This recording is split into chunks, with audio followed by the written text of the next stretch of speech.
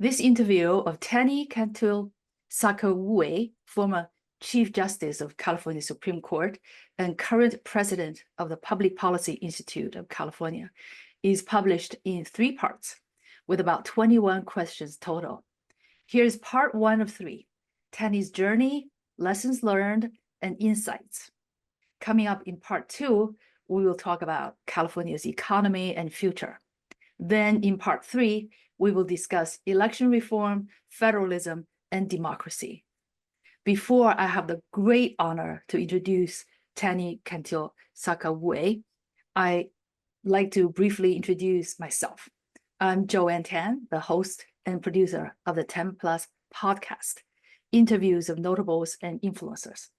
I'm the CEO of 10 Plus Brand Inc., a brand building and brand marketing agency for companies and leaders. Growing brands, business or personal, is my passion. I also have a law degree and I career coach attorneys and executives and manage brands of board members, leadership coaches, and consultants. I have lived and worked in the San Francisco Bay Area for 36 years. It was in San Francisco that I became a US citizen almost 30 years ago.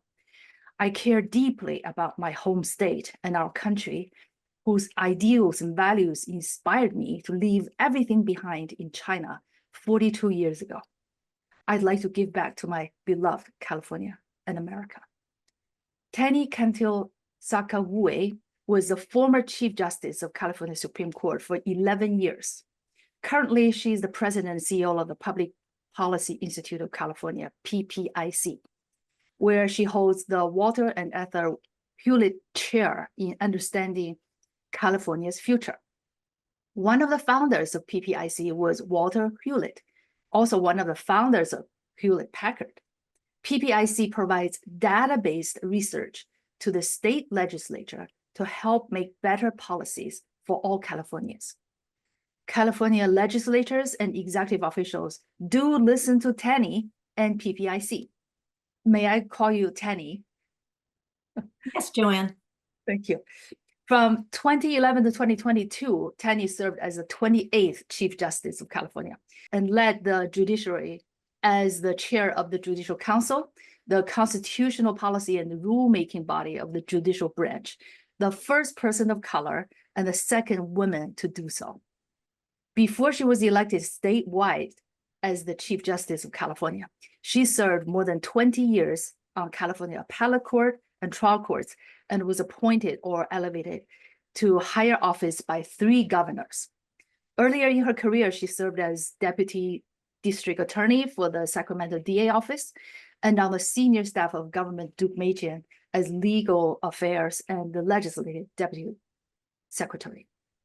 Thank you so much, Tani, for this great honor. Now, my first question. How did you choose your path? What were your challenges and satisfactions as a California Supreme Court Chief Justice? What lessons would you like to share with us from serving on the state Supreme Court? Thank you, Joanne, and thank you for having me on your podcast. It's a pleasure to see you again and to be with you for this time.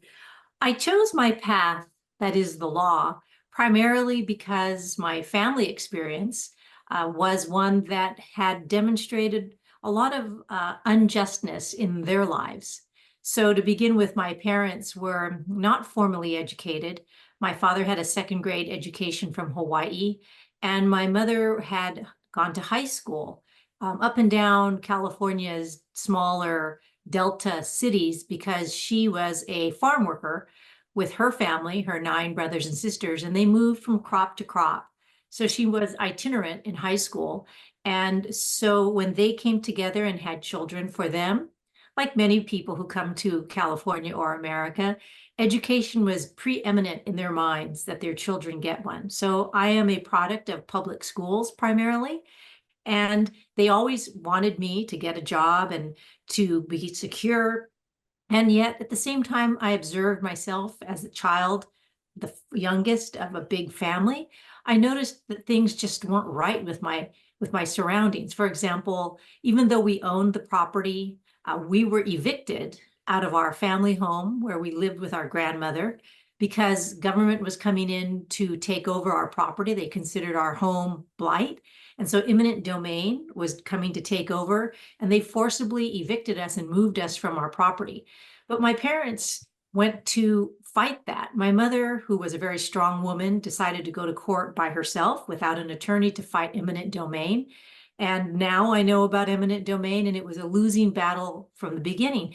But she was not so much upset about losing in court. She was more upset about how they had treated her. She felt ashamed and humiliated by the male judge and the male attorneys. And she came back home to tell us that we had lost, but how sad she was about her treatment at court. And I remember that because I was maybe 8 years old at the time. My mother, a proud woman, a very industrious woman, coming back to tell me that she had been disrespected. It's one thing to fight and lose. It's another thing to be disrespected. So I would store these nuggets into my head, and she really wanted me to be a lawyer. She never, she didn't know what that was, but she used to tell me I could do it. She elbowed me once when we saw the first ever Filipino lawyer in Sacramento when I was a child, and she said, "You could do that." And I had no idea what it was. So my coming to law was probably my mother's dream, actually, but I came to know it as my own and love it. And I am probably not a person you would think of would become a lawyer. I was the youngest of four in a very male-dominated community, Filipino family, and I ended up becoming a prosecutor in court, questioning witnesses, cross-examining bad guys, defendants, arguing in front of juries, arguing to judges. And at that time in the 80s, they just didn't have a lot of women, let alone people of color, let alone Asian women. There's a lot of stereotyping back in the 80s when people saw an Asian woman like myself. I'm in my 20s. They thought I was the clerk. They thought I came in to deliver mail, but they never saw me as an attorney. And so I tried a lot of cases as a prosecutor. And I went to my boss one day and I said, "I am always in trial." And he said to me, "You go to trial, Tani, more than anyone else in this unit." And I said, "Why do I go to trial so much?" And he said, "Because you look so beatable." And so, the bias, the appearance of things, but I was grateful for it. I learned so much. I am incredibly comfortable in a trial court. I can try a case. I think about the value of a case. It really put me in good stead for what would later become a career in law, not only as a lawyer, but also 32 years on the bench, and as finishing up my last 12 years until I retired as the top judge in California. And the Supreme Court was a challenge because, as you pointed out, I was only the second woman. And the California judiciary is the largest law-trained judiciary in the United States and probably the world. We are massive. We're double the size of the federal judiciary. So to have a woman, there hadn't been a woman in over 15, 20 years, to have a woman come on, and also a person of color.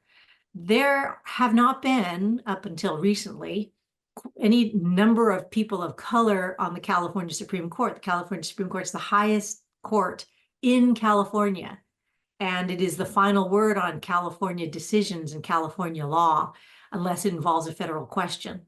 So at the beginning, the challenge for me was that a lot of people just didn't see me as the chief. They didn't see me as the head of things because I was a petite Asian woman.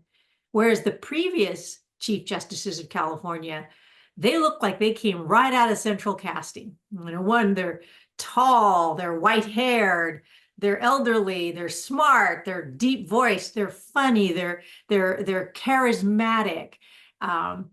They're married, they have children, they're known in their community. And then along comes me, and I look like nothing like that. And I operate quite differently than two men who I loved, respected, enjoyed, and admired, but still very different. So it was a challenge being the first person of color and the second woman. And I came on during the Great Recession. So the budget was, for the judiciary, the third branch of government, was devastated. It continued to be destroyed by all of the different budget deficits in California. And it was going on its 8th or 9th year, and we were at rock bottom. And so I had to come in and lay people off and close courtrooms and close courthouses. And you can imagine how popular that made me, Joanne. But at the same time, I did it with an explanation. I did it publicly. I opened up our budget. I opened up our debates. I invited people to come and listen and offer advice. I formed a task force. It was a time of crisis, and yet at the same time, I brought people along to show them the books and to ask for their help, and the lawyers came to help and did the judges. And together we fixed ourselves. We came back from it with a greater understanding and closer relationships. And so I was chief for 12 years, and I closed out the last 3 years of my career leading the branch through COVID. And so at that point, one of the challenges was we had no one had anything like COVID. The legislature went out of business. They were gone. So the only two branches of government was the governor's office, the executive branch, and the judicial branch. And during that time, the governor gave me unprecedented power. He signed an executive order giving me, as the head of the judiciary and the judicial council, the authority to suspend statute. So I could take any statute in law and suspend it during COVID. Wow. So this was unprecedented power and authority. I promised him I would not abuse it. And I used it with judicial council to create emergency rules so that people who were getting turned out of their homes, wage theft, people could still get access to the law at a time when everything else was closed in California. We switched immediately to remote.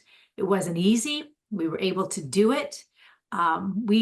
We worked hard along the same side as the governor to keep California afloat. I had no idea. We had no playbook. We had no direction. I researched what all the other states were doing, what all the other chiefs were doing. We instituted changes. We tried to keep families afloat. I closed down all evictions because the governor had issued a stay in place or shelter in place order and didn't want people kicked out onto the streets. We didn't know what was killing people at the time. I stopped prisoner inflow from the jails and the prisons coming into the courthouses, made them appear remotely because we didn't know what kind of medical testing was being done in the jails and prisons.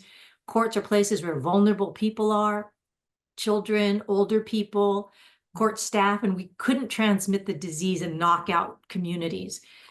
So it was a time of great challenge, made a lot of statewide decisions here in my home office, but at the same time, I did it with a lot of great people. And the lessons are, you can tackle any problem when you have the right team with you. And if you do it with collaboration and in good humor, and you proceed, because if you don't act, someone else will, and you do need to do what's best for your community. Oh, gosh, you led through two major crises. One is the financial melt, 2008. The other is COVID. I can't wait to jump to the last question of the part one, and that is, well, I want my listeners to be a little suspended, and that is, well, here's a hint. Are you going to run for an office? Oh, well, I'll ask why not. Okay, I mean, that's real leadership through completely upsetting crisis. The question number two is, as a role model raised in a non-privileged background, what qualities and mindset are the most important for your achievements and continued growth? What wisdom can you share with people of all backgrounds? Thank you, Joanne. I appreciate the compliment too. I think that the kind of qualities that help people lead in time of crisis or lead, whether your organization is small or your community or it's large and bureaucratic, is to always sort of lead with authenticity. As I said, the prior two Chief Justices were wonderful men, and they looked like the real deal. They walked into a room and you knew who was in charge based on how they looked. And I would say that qualities for leadership are, you have to be who you are. And I'll never look like the picturesque leader. I'm always going to be different looking. I'm a female, I'm petite, I'm small, I'm a person of color. And so it's important to be who you are, though. You can't be any other leader except who you are and show up. And that's the other piece, is I show up, I listen. I listen to everyone, and I hope that we all listen to each other, because there are gems of wisdom in what people talk about based on their experience. And it's about respecting each other's opinions. We live in a world today where there's so much disagreement and so much countering and ad hominem attacks on one another. And it serves nothing. It accomplishes nothing. It wastes our time. We really need to rise above the rabble, rise above the noise, and look at some of our real pressing issues in California and the country. And we need to come together, and it's best to have diversity at the table. We want diverse points of view, people who have backgrounds or relatives from different countries. How is that country handling this issue? How are people who have no experience at all in the real world, how do they look at solving this versus people who've been around for decades? How do you see solving it? Especially when we have such a mix of generations nowadays with the silent generation, the boomers, the millennials, the Gen Z, the Gen X. We're very different generations because we grew up with different crises and different opportunities. But all of us have a stake, like you said in your introduction, having been here, loving this state, appreciating it as an attorney and as a naturalized citizen, as a leader. We all have a stake in keeping the California dream alive. And that dream is universal. And so we need to, I think, lessons leadership is listening, collaborating, respecting each other, trying to get to the root of the problem without attacking each other.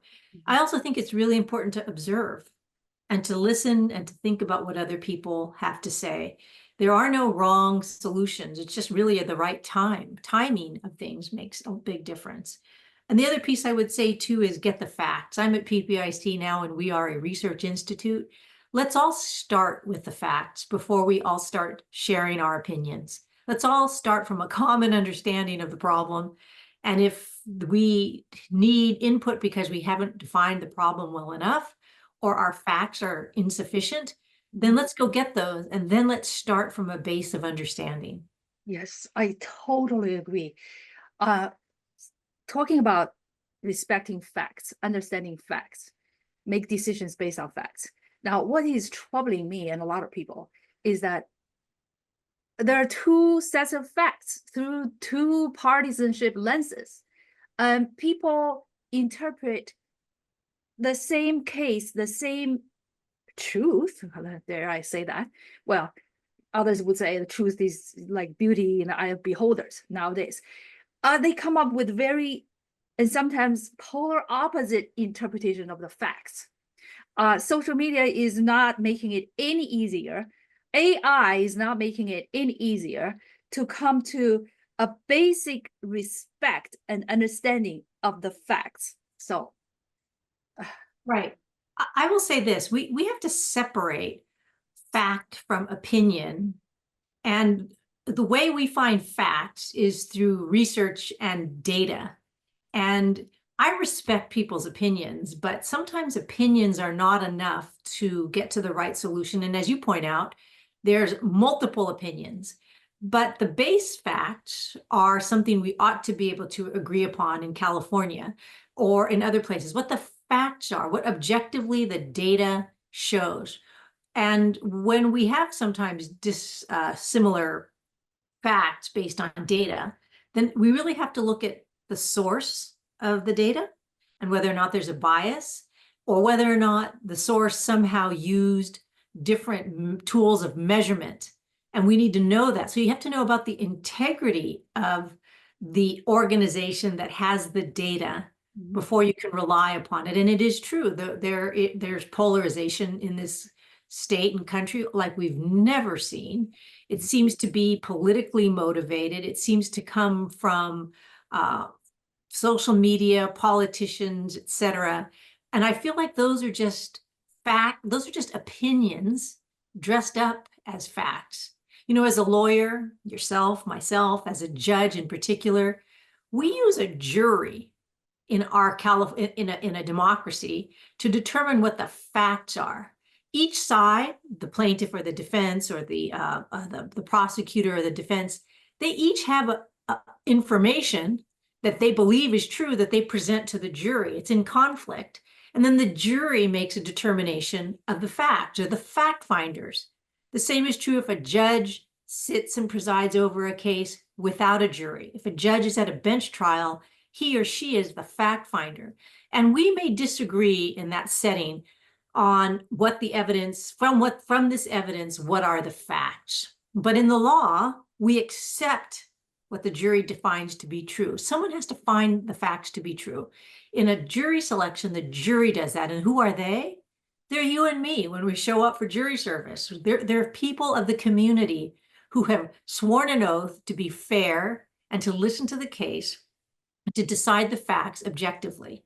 That's in that situation. So I, as a lawyer, and you as a lawyer, facts matter. I can't even begin to have a conversation to a solution if we really don't have the facts. I respect them.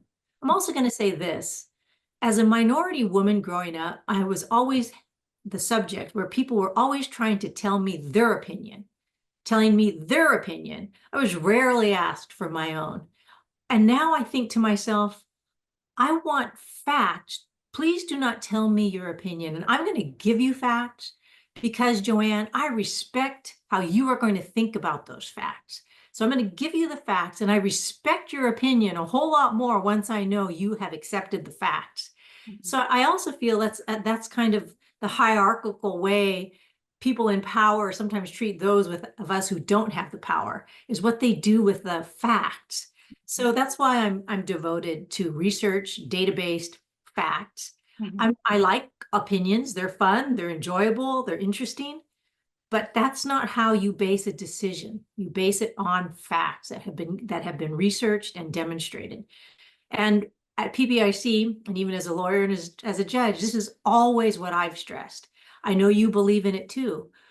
Facts are uniform. They should be, if they're data-based from a source with integrity, we cannot refuse that. Now, creative people can make different arguments about what those facts mean, but nevertheless, it's still the facts that count. And as an informed public, I would want to be respected by giving me the facts.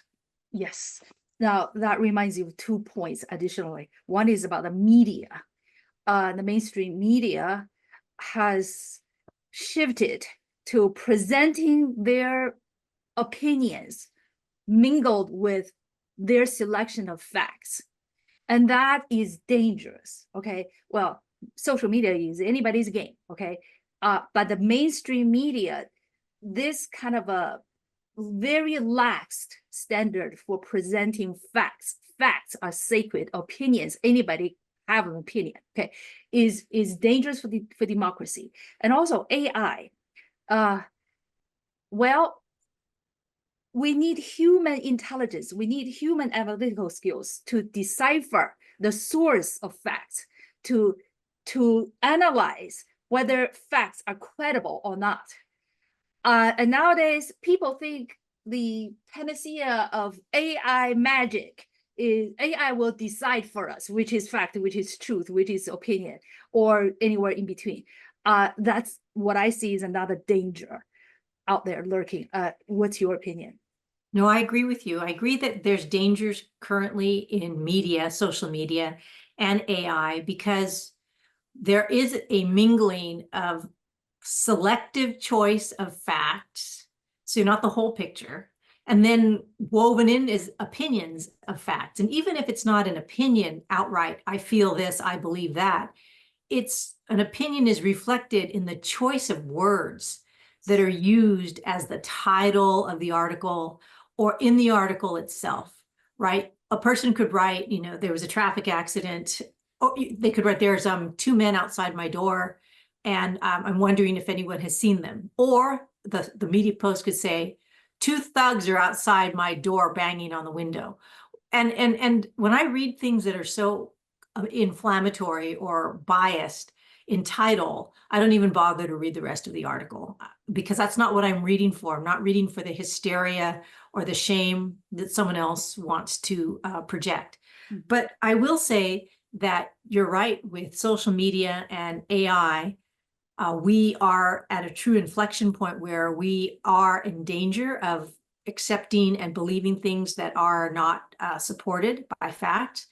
But part of me thinks the solution to any technology, social media, AI, or future advancements that we as humans have yet to know exist, is that we must teach and we must model critical thinking.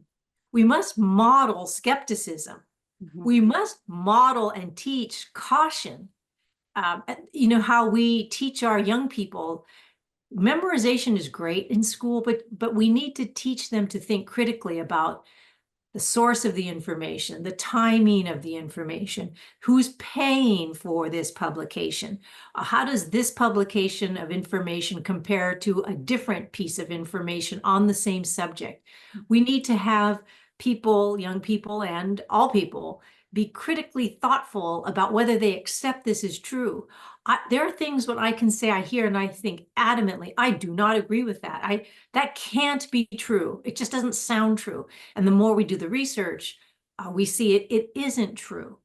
But it requires that all of us be curious and skeptical and cautious, and that we be critical thinkers. And I'm afraid we've reached a potential place in our development as humans that we are no longer active thinkers. We're more passive users. We're looking to be entertained by social media and news and AI, you know, when we ought to be thinking critically about safeguards and critically about how can we teach people to manage this newfangled thing responsibly. Yes. And so I'm hoping that we shift away from this is good, this is bad, to what should we be teaching and modeling today in people that will give them the tools for how they interpret social media and AI. Yes, and that is a matter of education, the quality of education. Well, my next question is, as a personal branding expert and business brand builder, I ask all my honored guests this question: what does your brand stand for? What does my brand stand for?